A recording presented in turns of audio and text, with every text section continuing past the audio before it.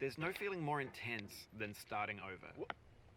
If you deleted your homework the day before it was due, as I have, or if you left your wallet at home and you have to go back after spending an hour in the commute.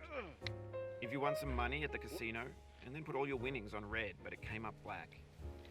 If you got your best shirt dry cleaned before a wedding and then immediately dropped food on it. If you won an argument with a friend and then later discovered that they just returned to their original view. Starting over is harder than starting up.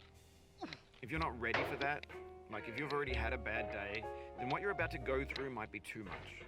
Feel free to go away and come back. I'll be here. Alright, thanks for coming with me on this trip. I'll understand if you have to take a break at any point. Just find a safe place to stop and quit the game. And don't worry, I'll save your progress, always, even your mistakes.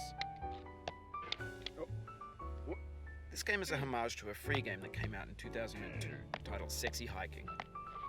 The author of that game was Jazuo, a mysterious Czech designer who was known at the time as the father of B games. And B games are rough assemblages of found objects. Designers slap them together very quickly and freely, and they're often too rough and unfriendly to gain much of a following. They're built more for the joy of building them than as polished products. In a certain way, Sexy Hiking is the perfect embodiment of a B game. It's built almost entirely out of found and recycled parts, and it's one of the most unusual and unfriendly games of its time. In it, your task is simply to drag yourself up a mountain with a hammer. And that act of climbing, in the digital world or in real life, has certain essential properties that give the game its flavor. No amount of forward progress is guaranteed. Some cliffs are too sheer or too slippery. And the player is constantly, unremittingly in danger of falling and losing everything. Anyway, when you start Sexy Hiking, you're standing next to this dead tree that blocks the way to the entire rest of the game. It might take you an hour to get over that tree, and a lot of people never got past it.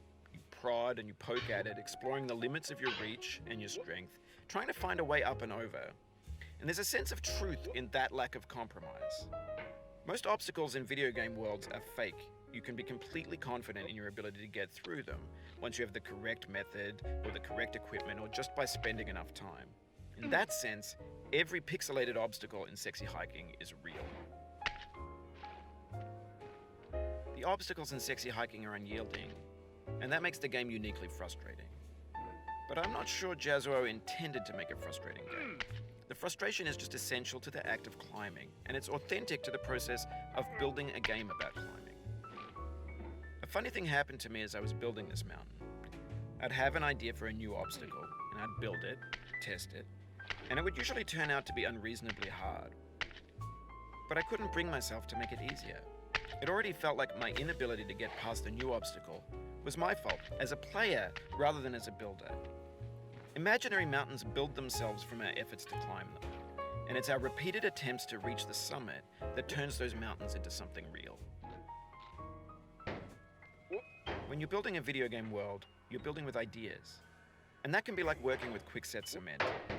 You mold your ideas into a certain shape that can be played with, and in the process of playing with them, they begin to harden and set until they're immutable, like rock. And at that point, you can't change the world. Not without breaking it into pieces and starting fresh with new ideas. For years now, people have been predicting that games would soon be made out of prefabricated objects, bought in a store and assembled into a world. And for the most part, that hasn't happened, because the objects in the stores are trash.